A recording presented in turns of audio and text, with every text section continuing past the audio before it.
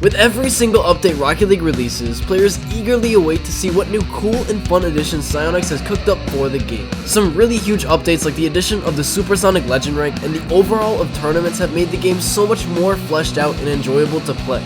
But hidden in the corners of every huge addition made to Rocket League, there are things that just disappear. Game-altering changes that Psyonix decided should no longer be a part of Rocket League. What could Psyonix possibly deem bad enough to take out of Rocket League? And why would they do so in the first place? Well, let's talk about it. Now, all the way back in 2015, when Rocket League was just a baby of a game, the ranking system was a lot different than the one we know today. There was no Diamond Champ or Grand Champ ranks, and instead of gaining or losing a set amount of MMR for every win or loss, you would gain points according to how likely you were to win that game and based on your team's average points versus the opposing teams. The lowest ranks were still bronze, silver, and gold though, with 3 tiers in each rank, just like we have today. Players at that time were still really bad at the game though, because the game was so new and a lot of the mechanics we see today weren't discovered yet. However, the thing that was absolutely crazy was that the highest rank, reserved for the top 100 players in the game, was the Platinum rank. Yep, the Platinum rank used to be the highest rank in the game all the way back in Season 1. Players who finished the season in the top 100 players earn the Platinum Crown, which also happens to be one of the most rare items in Rocket League. When I found this out, I was shocked. Can you imagine if Platinum players today were the highest rank? It would be chaos.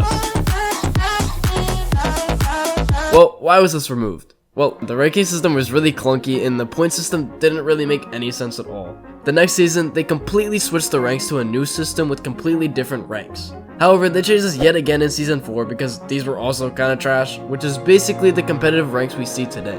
And with this change, Platinum became a mid-tier rank. Now, mechanics in Rocket League have evolved a lot from the basic aerials and double touches we are accustomed to at the release of the game. Mechanics like the half flip and speed flip have revolutionized movement and speed in this game. But what if I told you there was a mechanic discovered that was so overpowered that Rocket League had to take it out of the game? This mechanic was called the no flip, or the air dash. Basically, what this mechanic allowed you to do was generate the speed of a front flip without actually front flipping, so you could basically just dash your way across the entire map without even flipping. This was possible because Psyonix had added a control in the settings which would allow you to dodge forwards with one button, no matter which way your joystick was facing. This meant that if you stopped jumping at the exact time you pressed the dodge forwards button, it would fling you forwards with the same speed of a front flip but without actually flipping. This mechanic basically completely negated the use for regular flips, because why would you need a flip if you could air dash and get there at the same speed without turning your car at all? This would also completely negate the need for a speed flip because this mechanic was even faster. This was a completely game-breaking mechanic when it was discovered by Rocket Science in 2017, because this would completely change how movement worked in Rocket League to the point where if you didn't know it, you would probably lose your games because other players would essentially have a speed boost. Now, because this mechanic was just so overpowered, Psyonix had to patch it out of the game. There was just no way Psyonix was going to allow such a game-breaking mechanic just to be left in the game. And once it was removed, the no flip became one of the few mechanics Psyonix actually didn't allow to stay in the game. Now, back in the day, Rocket League used to be kind of a gambling website. I don't know if you heard of stuff like CSGO Lotto and all those scandals about gambling in games. FIFA is one big example with their pack openings. I myself used to pour all my allowance money into that terrible game. Well, Rocket League sorta had the same thing. Before, Rocket League had a fleshed out item shop and credits and free loot drops that you earned simply by completing challenges. They were basically running a high tier gambling operation. You would earn crates periodically after finishing games, which could be opened with keys that you could purchase from the item shop for $1 each. Now, these crates could give you a variety of items from common items to black market decals, and it just depended on how lucky you were that day. You could spend $10 and get Dominus Snakeskin, or you could get Heatwave. Because the drops were completely randomized and the crate animation legit looked like a slot machine, it was really kinda surprising how long this actually lasted for. Kids would waste hundreds, if not thousands, of their parents' money buying keys to open these crates to fuel their mini gambling addictions. Not to mention the absolute insanity caused by the ability to trade keys to other players, opening the door to scammers and stupid kids to throw around virtual currency. I myself have gotten scammed a couple times trading as a kid, and believe me, it still gives me pain to this day. In 2019, after Epic Games had bought Rocket League, they were sued in a class action lawsuit about the ability to gamble in both Rocket League and Fortnite. and they had to give away about $26.5 million to affected players of the loot boxes. They also deposited 1,000 credits into each player's account who purchased a crate or loot box. So yeah, Rocket League basically removed crates from the game because they were forced to, and it was probably for the best. Now, imagine you hop in Rocket League and decide to queue into some ranked. Maybe your first game goes pretty well, caught a dub, and then all of a sudden, you're playing in a fucking octagon. This was the reality for players before 2017. Basically, right now, all the maps in the casual and competitive playlists are the same size and shape, the conventional rectangular field shape we know and love. This makes it really easy to grasp the concept of how the ball behaves in Rocket League because all the maps are the same. However, for some reason, Psyonix thought it would be a good idea to include the maps Wasteland, literally a jumbo map, Neo Tokyo, a map with a randomly lifted side area, and Starbase Arc, a fucking octagon, in the ranked playlist. This means pro players had to compete on these maps in their high tier Grand Champ matches. These were completely awful and competitive, and I remember having the absolute worst time playing on these maps.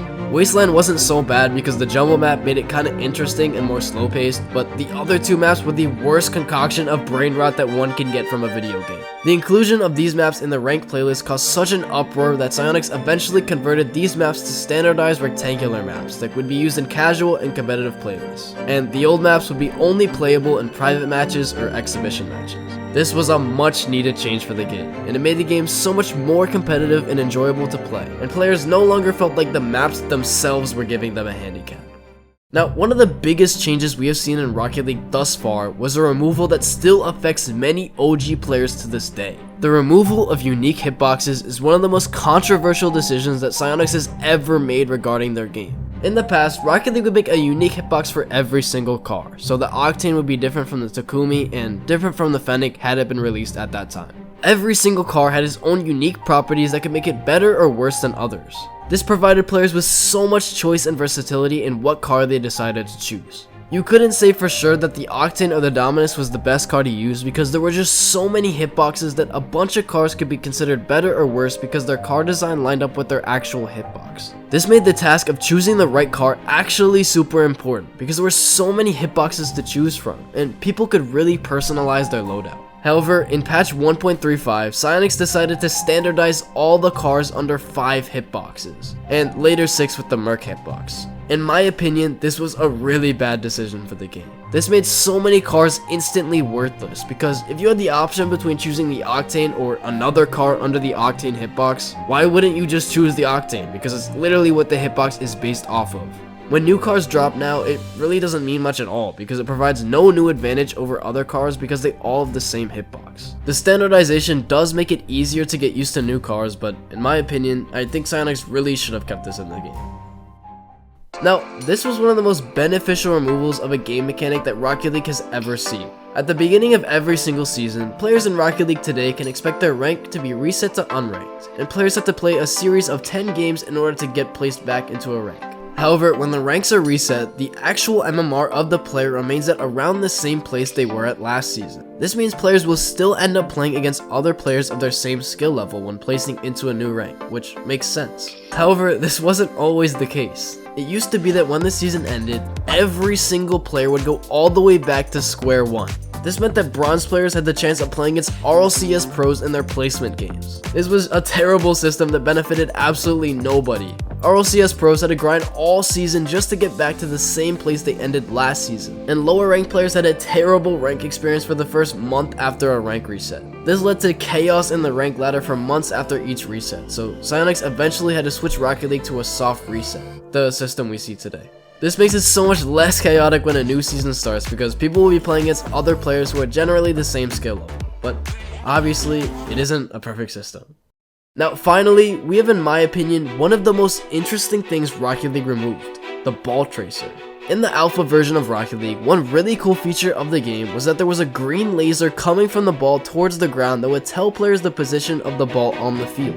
Players would have a much easier time keeping track of the ball because the line made it simple to follow where the ball was on the field and where it was lined up according to the ground. This was a really cool idea done by Psyonix, but it was removed in the beta version of the game, never to be seen again by players. The reasoning for this was simply because it would make the game too easy, and players would want the challenge of learning how to read the balls positioning on the field by themselves without the assistance of a tracker. However, in the Chinese version of the game, Rocket League has actually implemented a similar concept to the tracker in the game right now. Basically, instead of a tracker telling you where the ball is currently, the Chinese version includes a ball path predictor, which tells you where the ball is going to go. This makes it really easy to read the ball since the line literally tells you exactly where the ball will travel. I'm not really sure why this is only included in the Chinese version of the game, or why it's even included at all, to be honest. In my opinion, it just makes the game too easy and hinders any real improvement for the players because they always have that crutch of the tracker.